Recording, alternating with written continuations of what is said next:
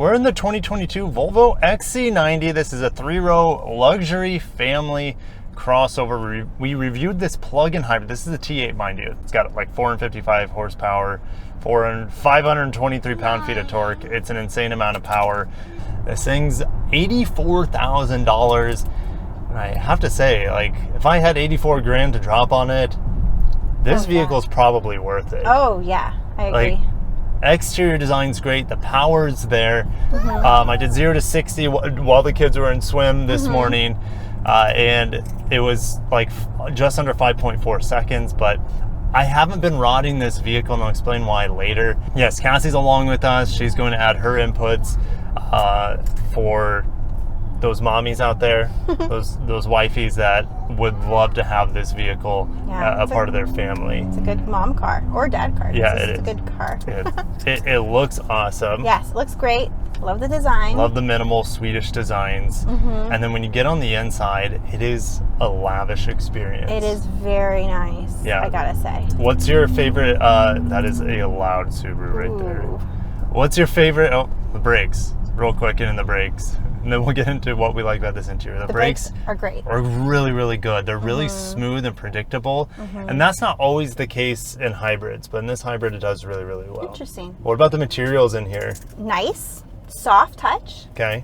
Right? I love that there's texture on the wood. Yeah. Like, that's classy. I mean, I could do without the chrome, but I'm just not a chrome fan. And what about the aluminum around the speakers? Oh yeah, that's neat. I like that contrast. That's very cool. Yeah. Now you have like memory seats on this side. Oh my gosh, I love that. We have that aluminum around the Bowers and Wilkins sound system, which is really, really solid. I haven't really pushed it too much since the kids have been in the car the whole time, but it's supposed to be one of the best out there on the market. So if you're in here with your significant other or just yourself, you can really, really crank it.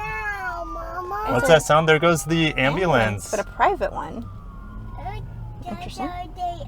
You know, we need mercenaries too, I guess. We need hands for hire. But yeah, it's super luxurious and nice feeling. And the crystal. But remember? The fit and finish isn't perfect. But like, this isn't fitting properly. The wood in here is not, and then also the wood trim on the doors doesn't line up perfectly with the leather material on the doors. But you know, other than that, like, the materials are top notch in here. It's just the fit and finish could be better because you have these gaps in certain places. The knob is really cool. It's typically super quiet, but that is the exception. That's been the loudest thing we've heard in this vehicle over the past 3 or 4 days. Oh yeah.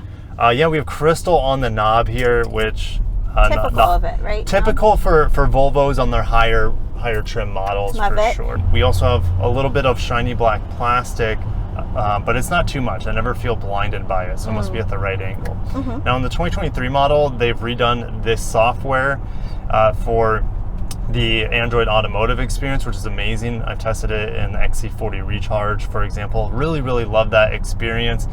But this software here is still really good, and I haven't had any issues with it. Last year when we were driving the XC90, we had this like timeout on us, and it froze up when we parked it out in the sun.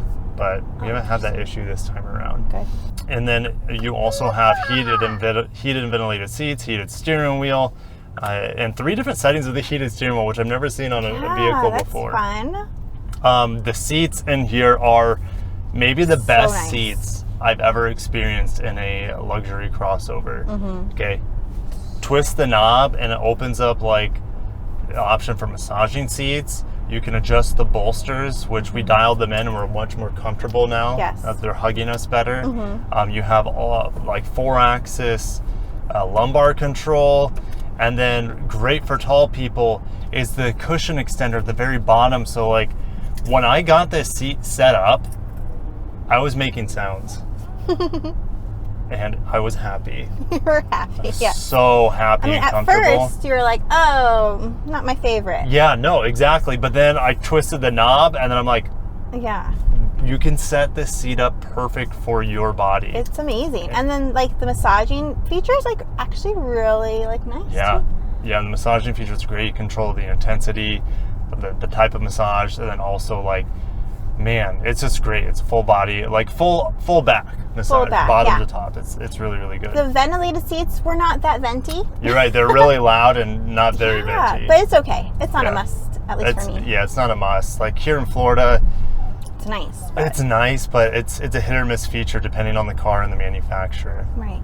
We also have a huge panel roof in here, which is great for the kids to look up. And I think, like, I mean, the steering wheel is great. The safety features have been a little bit underwhelming. I feel like Volvo's used to be really, really good, but I feel like they're kind of getting surpassed by their competition. But there is a new Volvo XC90 coming out in the next year or two, built in South Carolina, and that will have better safety features and better software for the safety. So that's coming. The back seat. Let's talk about what it's like for the kids in that back seat. Well, we have different car seats this year than we did last year, and it makes the experience a lot easier to get the kids in and out. So just if you have really big car seats, it's not going to be that easy if you have a lot of kids. Now, we have 4 kids, so this is like really pushing it. 4 kids requiring 4 car seats. 4 car seats, so that's right. That's a lot. It's a lot. But now that we have a couple in booster seats now, and then smaller car seats, like no rear facing, stuff like that, like it's a lot easier for us to work with as a family of 4. So real young kids and a lot of young kids, like we were the exception out there. Right. But it's probably not the best. You might need something a little bit bigger. But if your kids are a little bit older, like 3, 4 and up, it's going to be amazing experience. Like the kids in the 3rd row have vents, but they don't have USBs. The kids in the 2nd row have vents and USB-Cs. So like, I don't know, like it's just a lot easier for us to work with this year than it was last year. True. Yeah.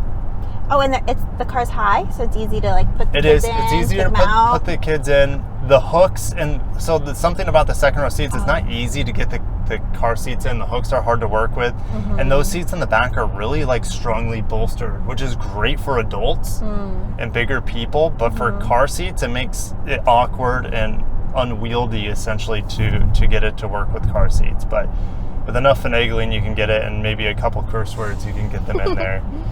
So, it's just your workout, you know? It's just, it's your workout, of the day. Especially in Florida when it's like 800 degrees in the car. There's also sunshades on those 2nd row doors as well. Which is really nice. That's great. In the cargo area, there's enough. I feel like it's average for a 3-row crossover. Yeah. But what's interesting is this vehicle has air ride suspension. So there's buttons in the back that you can lower the vehicle to make getting things a little bit easier into the back. Interesting. It's like a party trick though. Like, you know, when you change the driving modes in here, which is not hard to do, you just press this, you swipe, and you press this right here, and there's a bunch of different driving modes. Oh, very cool. Pure is fully electric, which I've never felt the need to use it, because hybrid I can stay in electric mode the entire time, and then if I need to gun it, the gas engine kicks in and gives me an additional 315 horsepower, which we've used a couple times, but most of the time I'm in electric mode.